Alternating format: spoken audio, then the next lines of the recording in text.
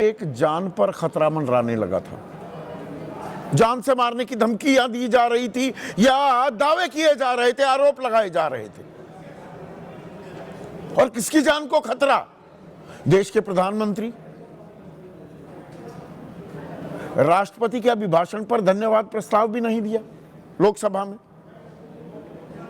आरोप लगाए केंद्रीय मंत्रियों ने, सांसदों ने।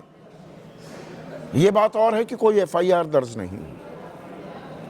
और फिर नेता प्रतिपक्ष राहुल गांधी को जान से मारने की धमकी दी गई। कोटा में एक सिरफिरा था, उस पर तो एफआईआर हुई, गिरफ्तारी भी हुई।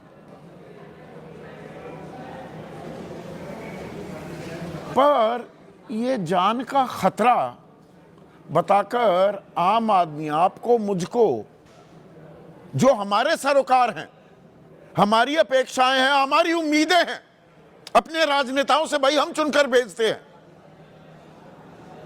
क्या उससे विषयांतर किया जा रहा है? ध्यान भटकाया जा रहा है क्या? और इसी कड़ी में एक और काम भी हो रहा है, लगातार कदम ताल कर रहा है। जान की धमकी के साथ साथ गाली गलौज की भाषा, अभद्र भाषा, गद्दार बताना किसी को, किसी की कब्र खोद देना, यह खेल भी लगातार चल रहा है। और अब तक तो बीजेपी वाले ये आरोप लगाते थे विपक्ष पर, खास कांग्रेस पर। प्रधानमंत्री ने अभी 4 दिन पहले ही कहा कांग्रेस मेरी कब्र खोदना चाहती है। और हमने देखा है कई चुनावों में बाकायदा पूरी फेहरिस्त गालियों की सुनाई जाती है। 91 गालियां थी कर्नाटक में चुनाव हुए 2023 में, जो बढ़कर 109 से ज्यादा हो गई बिहार के पिछले साल जो चुनाव हुए। और प्रधानमंत्री को मां की गाली भी दी गई, यानी कि प्रधानमंत्री को भी, प्रधानमंत्री की मां को भी गाली दी गई। और यह खबर जमकर चली थी, सब जगह चर्चा हुई और चर्चा होनी चाहिए। अशोभनीय, निंदनीय भाषा की मजम्मत करनी ही चाहिए, निंदा करनी चाहिए। लेकिन अब इसमें एक और कड़ी जुड़ गई है।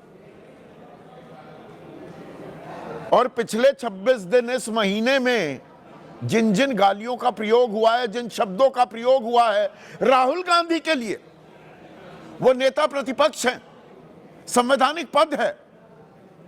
अबोध बालक से लेकर विक्षिप्त, और अब बात तो गद्दारी तक आ गई है। देश के लिए खतरनाक और गद्दार है राहुल गांधी। आरोप सत्ताधारी दल लगा रहा है, वो गद्दार है, खतरनाक है, देश विरोधी है। अगर नेता प्रतिपक्ष, तो जेल में क्यों नहीं डाला जा रहा? लेकिन जेल में नहीं डाला जा रहा, पोस्टर वॉर जरूर शुरू हो गया है। और बीजेपी के दफ्तर के बाहर